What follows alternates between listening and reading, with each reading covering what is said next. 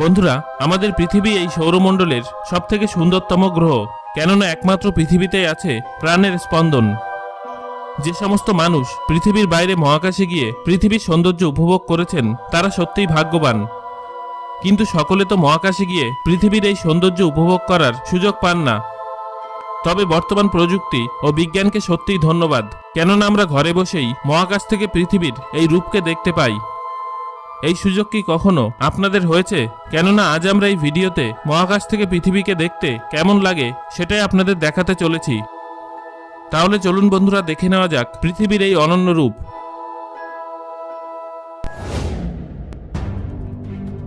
ISS থেকে international space station এখনো পর্যন্ত মানুষের অন্যতম সেরা আবিষ্কার।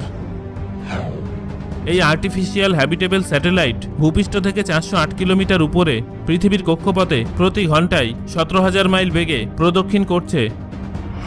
আর 2000 সাল থেকে এখনো পর্যন্ত এখানে কমপক্ষে 200 জন মানুষ গিয়েছেন। এদের মধ্যে ভারতের কল্পনা চাওলা, সুনিতা উইলিয়ামসও ছিলেন। এটি 24 ঘন্টায় পৃথিবীর চারদিকে 16 বার প্রদক্ষিণ করে।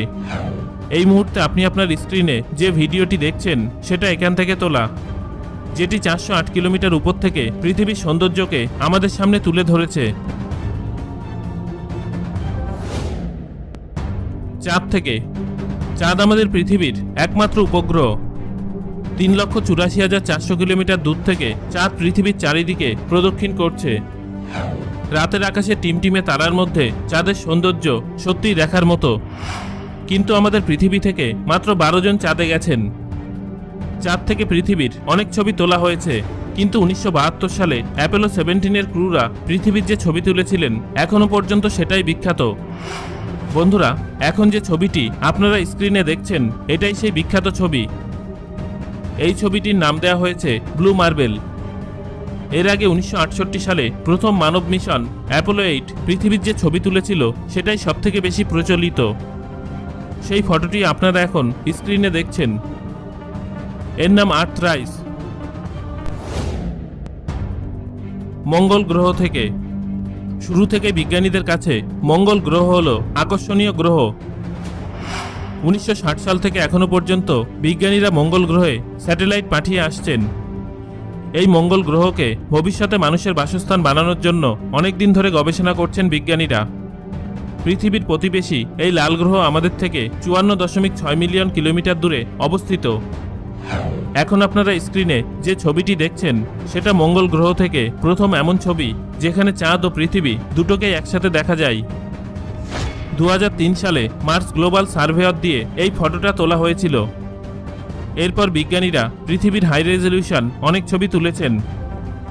এখন আপনার স্ক্রিনে যে ছবিটি দেখছেন সেটা মঙ্গল গ্রহ থেকে 2004 সালে তোলা। শনি গ্রহ থেকে।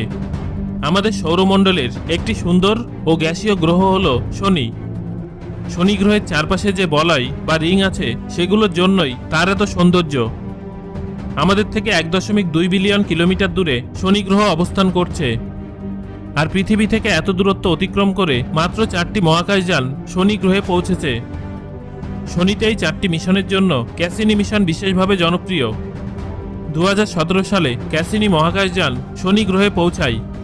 কিন্তু ক্যাসিনি মহাকাশযান শনি গ্রহে পৌঁছানোর আগে থেকেই সে পৃথিবীতে নানান তথ্য পাঠাতে থাকে, আর তার ফলে পরবর্তী মিশনগুলো অনেক লাভজনক হয়ে ওঠে। 2013 সালে ক্যাসিনি একটি বিরল ফটো তুলেছিল, আর সেটাই এখন আপনার স্ক্রিনে দেখছেন। এটাতে শনি গ্রহের অন্ধকারের দিকটির সাথে তার সুন্দর বলয়ও দেখা যাচ্ছে, আর এই ফ্রেমেই একটা বিন্দুর মতো আমাদের পৃথিবীকেও দেখা যাচ্ছে। ডিপ স্পেস থেকে। 1977 সালে টুইন স্পেসক্রাফট ভয়েজার 1 ও ভয়েজার 2কে লঞ্চ করা হয়েছিল। এর উদ্দেশ্য ছিল আমাদের সৌরমণ্ডলের গ্যাসীয় গ্রহগুলোকে পর্যবেক্ষণ করা। ভয়েজার স্পেসক্রাফটগুলো পৃথিবীতে অনেক তথ্য পাঠিয়েছে, আর এই মিশনটি এখনও কার্যকর রয়েছে। এই মহাকাশ যানগুলো আমাদের সৌরমণ্ডলের সীমানা পার করে ইন্টারস্টেলার স্পেসে প্রবেশ করেছে। আর ভয়েজার স্পেসক্রাফট প্রথম মানব নির্মিত স্পেসক্রাফট যেগুলো পৃথিবী থেকে সবথেকে দূরে অবস্থান করছে। যখন ভয়েজার 1 সৌরমণ্ডলের সীমানা পার করছিল তখন এর ক্যামেরাকে পৃথিবীর দিকে ঘোরানো হয় এবং একটি শেষ ছবি তোলা হয়। সেটাই এখন আপনার স্ক্রিনে আপনি দেখছেন।